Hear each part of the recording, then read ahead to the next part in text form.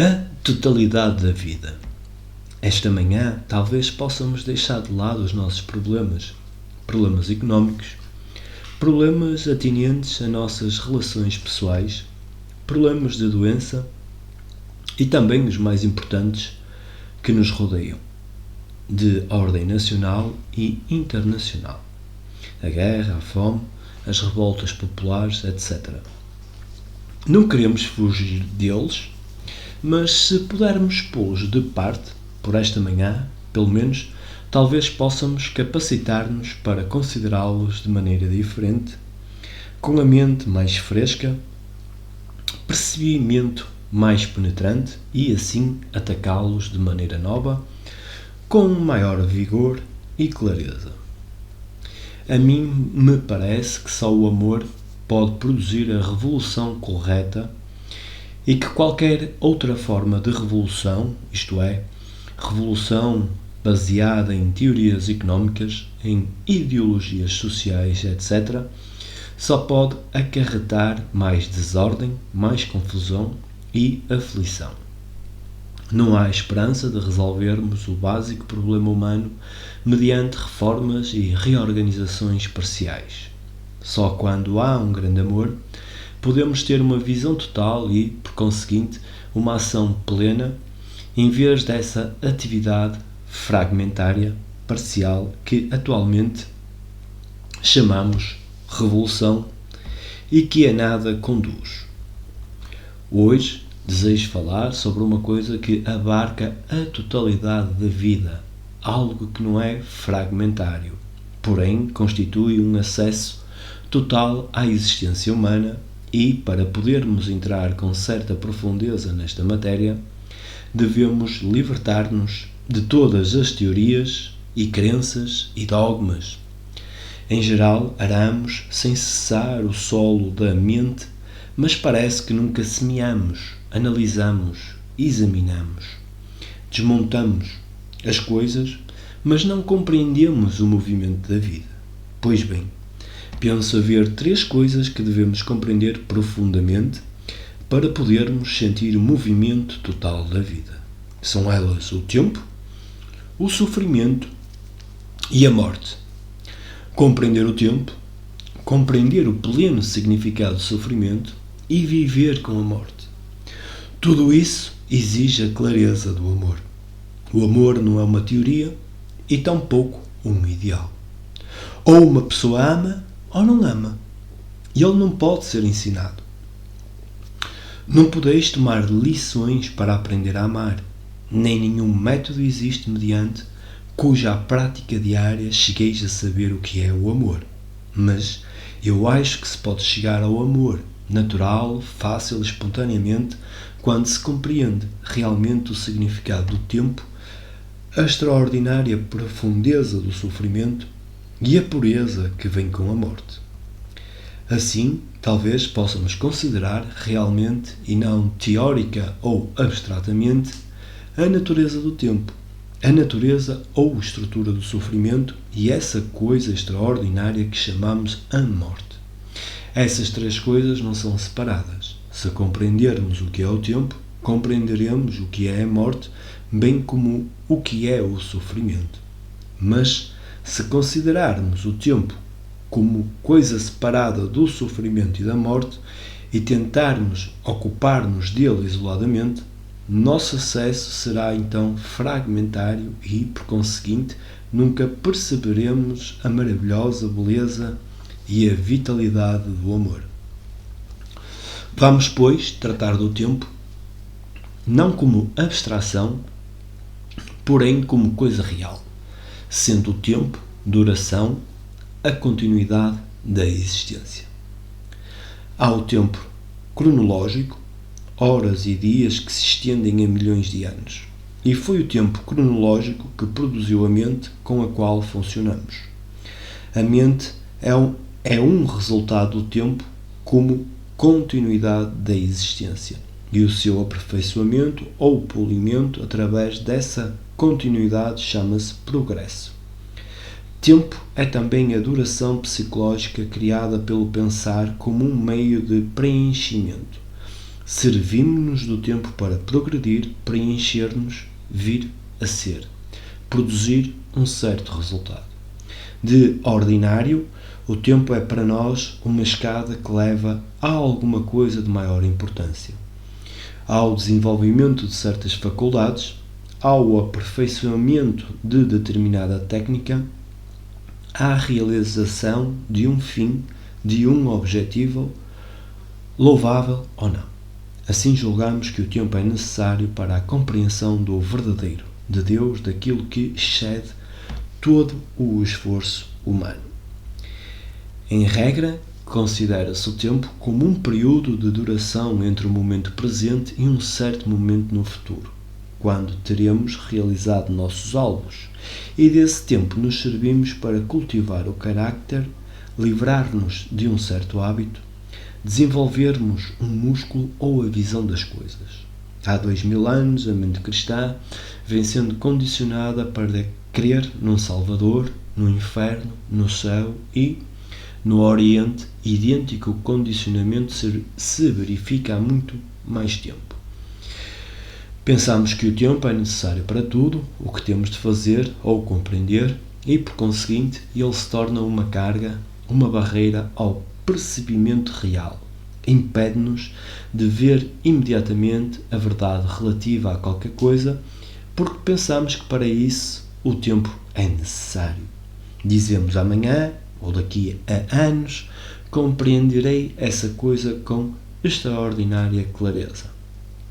No momento em que admitimos o tempo, estamos cultivando a indolência, aquela peculiar preguiça que nos impede de ver prontamente a coisa tal como é. Suponhamos que necessitamos de tempo para romper o condicionamento que a sociedade, com suas religiões organizadas, seus códigos de moralidade, seus dogmas, sua arrogância e seu espírito de competição, nos impôs. Pensamos em termos de tempo, porque o pensamento é produto do tempo. O pensamento é a reação da memória, sendo memória o fundo que foi acumulado, herdado, adquirido pela raça, pela comunidade, pelo grupo, pela família e pelo indivíduo. Esse fundo é produto do processo aditivo da mente e sua acumulação levou tempo. Para a maioria das pessoas, a mente é memória e sempre que há um desafio, uma exigência, é a memória que responde. Sua resposta é como a resposta do cérebro eletrónico que funciona por associação. E sendo a reação da memória, o pensamento é, por sua própria natureza, produto do tempo e o criador do tempo. Notai que o que estou dizendo não é uma teoria, uma coisa em que deveis refletir. Sobre ela não precisais refletir, porém antes vê-la porque assim é. Não vou entrar nos seus complicados pormenores, mas já vos apontei os fatos essenciais e vós os vedes ou não os vedes. Se me estáis seguindo, não apenas no sentido verbal, discursivo ou analítico, porém vendo realmente que assim é, percebereis como é enganador o tempo e a questão é, então, se o tempo pode parar. Se somos capazes de ver todo o processo de nossa própria atividade, ver sua profundeza, sua superficialidade, sua beleza, sua fealdade, não amanhã, porém imediatamente, então esse próprio percebimento é a ação que destrói o tempo. Se não compreendermos o tempo, não compreenderemos o sofrimento. Eles não são, como procuramos torná-los, duas coisas diferentes.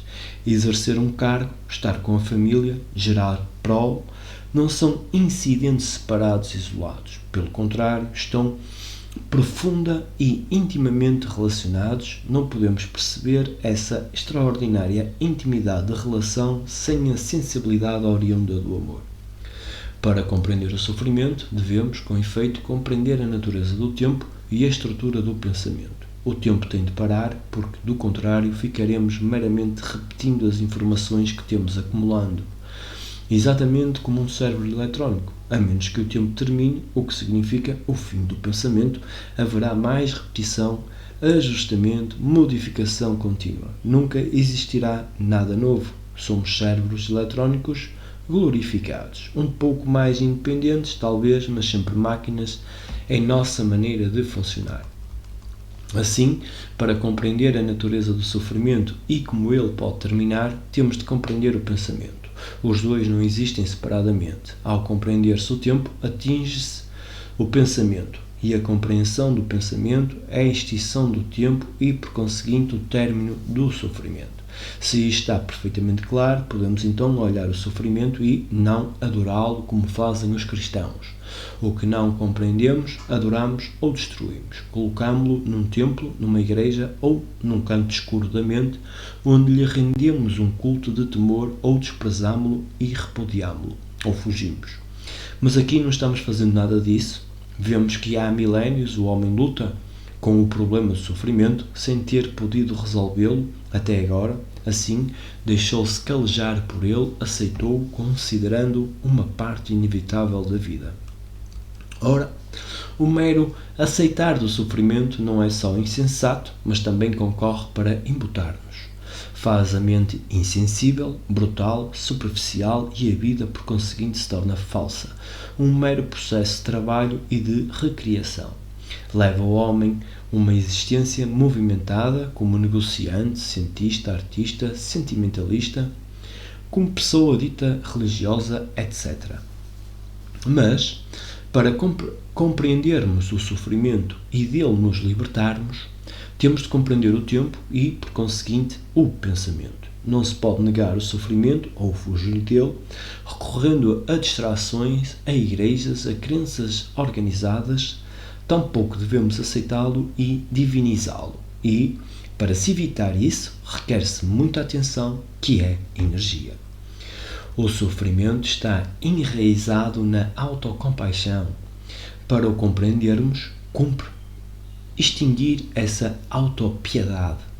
Não sei se já observastes como tendes pena de vós mesmo ao dizeres: estou sozinho no mundo.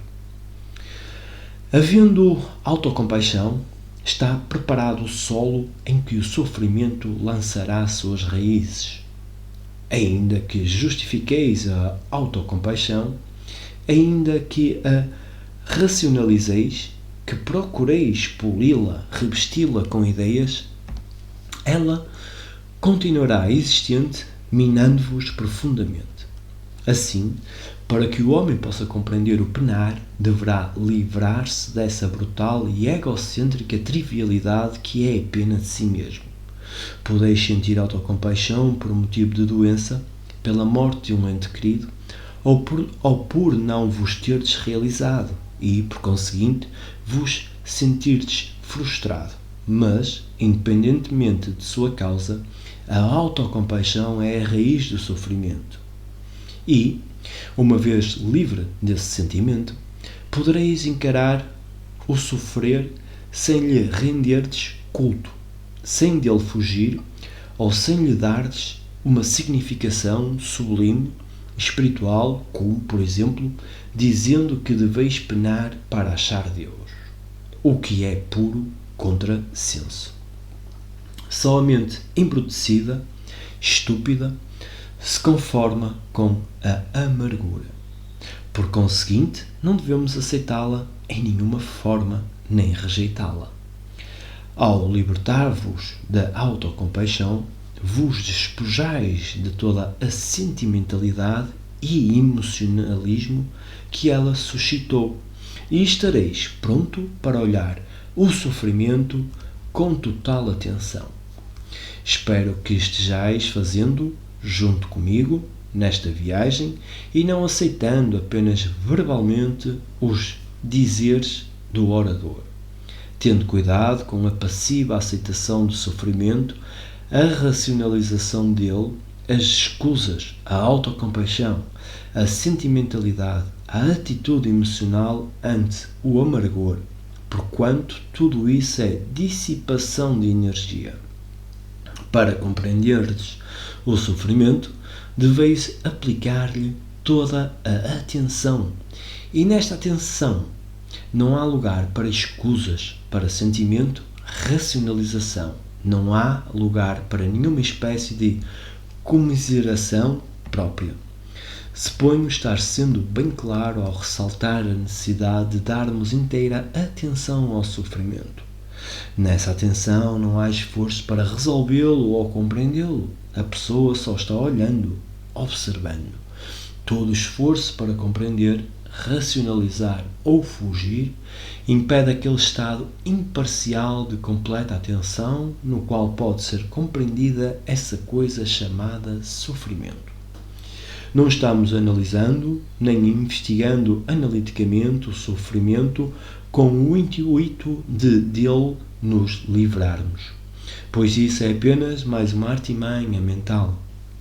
A mente que o analisa supõe tê-lo compreendido e que está liberta. Puro contrassenso. Podeis libertar-vos de determinada forma de sofrimento, mas ele ressurgirá de outra maneira. Estamos falando do sofrimento em sua totalidade. O sofrimento em si, seja vosso, seja meu ou de outro qualquer ente humano. Como dizes, para se compreender o sofrimento é necessário compreender o tempo e o pensamento. Requer-se um percebimento não seletivo de todas as formas de fuga, de toda a autocompaixão, de todas as verbalizações, de modo que a mente se aquiete diante de uma coisa que deve ser compreendida. Não há então divisão entre o observador e a coisa observada. Não há aquele que, como observador, como pensador, observa o sofrimento. Só há o estado de sofrimento. Esse estado de sofrimento, não dividido, é necessário porque, quando olhais o sofrimento como observador, criais o conflito que embrutece a mente e dissipa a energia. E, por conseguinte, não há atenção. Quando a mente compreende a natureza do tempo e do pensamento, quando desarraigou a autocompaixão, a sentimentalidade, o emocionalismo, etc., então o pensamento que criou toda essa complexidade termina e o tempo já não existe mais.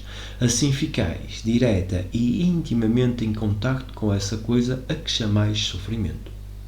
O sofrimento só se conserva ao fugirmos dele, ao desejarmos evitá-lo ou divinizá-lo.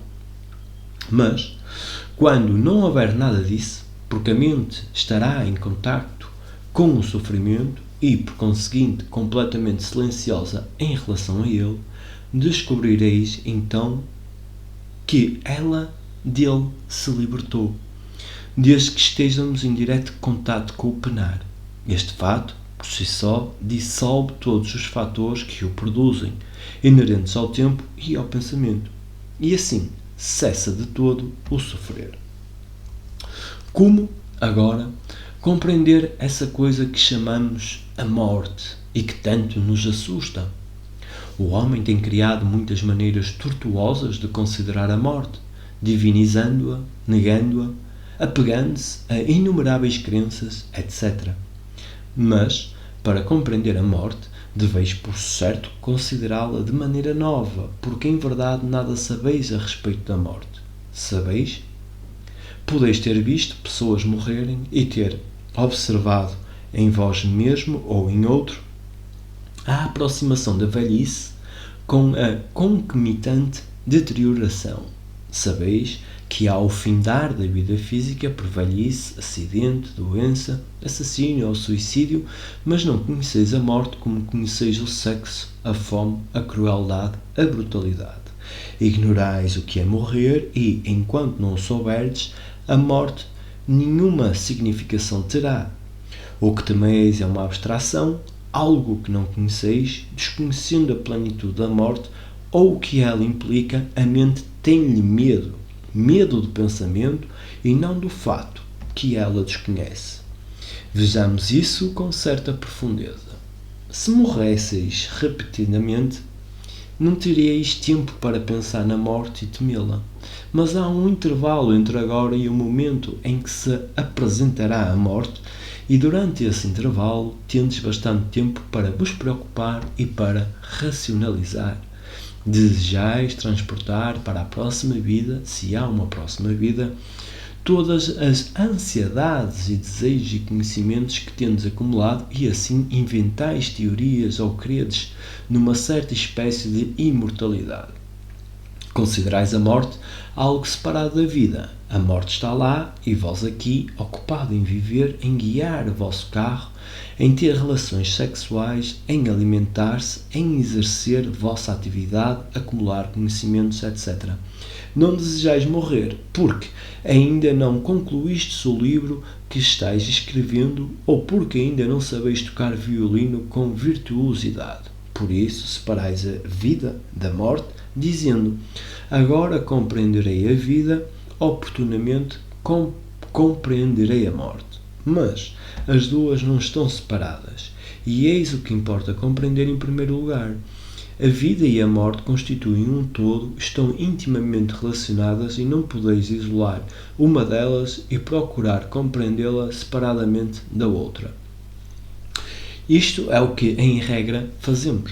Dividimos a vida em compartimentos, estanques. Se sois economista, então a ciência económica é tudo que vos interessa e nada sabeis acerca do resto. Se sois médico especialista de nariz e garganta ou do coração, viveis anos seguidos neste limitado campo de conhecimento e, quando morreis, este é o vosso céu. Como disse, considerada a vida fragmentariamente é viver em constante confusão, contradição, aflição. Tendes de ver a totalidade da vida e só se pode ver essa totalidade quando há afeição, quando há amor. O amor é a única revolução que produzirá a ordem. É inútil adquirir constantes conhecimentos de matemática, medicina, história e economia e depois reunir todos esses fragmentos. Isso não resolverá coisa alguma. Sem o amor, a revolução só conduz ao endeusamento do Estado ou à adoração de uma imagem ou inumeráveis e tirânicas perversões e à destruição do homem. Do mesmo modo, quando a mente medrosa que é, põe a morte à distância, separando-a do viver diário. Tal separação só serve para gerar mais medo, mais ansiedade e uma multiplicidade de teorias a respeito da morte. Para se compreender a morte é necessário compreender a vida, mas a vida não é continuidade do pensamento, continuidade essa responsável por todas as nossas aflições. Assim, pode a mente trazer a morte da distância em que se acha para o imediato, o agora? Entendeis? A morte com efeito não se acha em nenhum lugar remoto. Ela está aqui e agora. Está presente quando falamos, quando nos divertimos, quando escutamos, quando nos dirigimos ao escritório. Está aqui a cada instante da vida, exatamente como o amor. Percebendo-se esse fato, deixa de haver medo à morte. Tememos não o desconhecido, porém a perda do conhecido. Tememos perder nossa família, ficar só, sem companheiros. Tememos a dor da solidão, ficar privado das experiências dos haveres acumulados. É o conhecido que temos medo de largar. O conhecido é memória a que nos apegamos. Mas a memória é apenas uma coisa mecânica, como os computadores o provam subjamente. Para compreendermos a beleza e a extraordinária natureza da morte, precisamos livrar-nos do conhecido. No morrer para o conhecido está o começo da compreensão da morte, porque a mente então se torna fresca, nova e nenhum medo existe, por conseguinte pode-se entrar naquele estado que se chama a morte. Assim, do começo até ao fim, a vida e a morte são inseparáveis. O sábio compreende o tempo, o pensamento e o sofrimento, e só ele é capaz de compreender a morte. A mente que morre a cada instante, que não armazena experiência, é imaculada e, por conseguinte, se acha num perene estado de amor. Desejais fazer perguntas a este respeito para entrarmos em mais pormenores? Pergunta: qual é a diferença entre o vosso pensar e o pensamento cristão sobre o amor? Krishnamurti: sinto não poder dizê-lo. Eu não penso no amor. Não se pode pensar no amor. Se o fazeis, não se trata de amor. Como deveis saber, há enorme diferença entre o sexo e o pensamento a respeito do sexo que estimula a sensação. a mente que se ocupa da mera satisfação sexual, que pensa no sexo, que se excita por meio de imagens, de figuras, de pensamentos, é de qualidade destrutiva. Já a outra coisa, o amor, difere muito. Sentimos-la sem a interferência do pensamento. Analogamente, não se pode pensar a respeito do amor de acordo com o padrão da nossa memória ou conforme o que tendes ouvido dizer, que ele é bom, profano, sagrado, etc. Porque esse pensar não é amor. O amor não é cristão, nem hinduísta, não é oriental, nem ocidental. Não é vosso, nem meu. Só quando uma pessoa se liberta de todas essas ideias de nacionalidade, raça, religião, etc., só então saberá o que é amar. Vede, estive falando nesta manhã acerca da morte a fim de bem a compreenderdes, não apenas enquanto estáis aqui neste pavilhão, mas durante a nossa vida, e por conseguinte ficardes livre do sofrimento, livre do medo, e saberdes realmente o que significa morrer. Se agora, e nos dias vindouros, vossa mente não continuar vigilante, ilesa, sã, então o mero escutar de palavras será completamente fútil. Mas se vos achais profundamente atento, ciente de vossos pensamentos e sentimentos, se não estáis interpretando o que diz o orador, porém observando realmente por vós mesmo, enquanto ele vai descrevendo e penetrando o problema, então, após saíres daqui, vivereis, não só com exultação, mas também com a morte e o amor.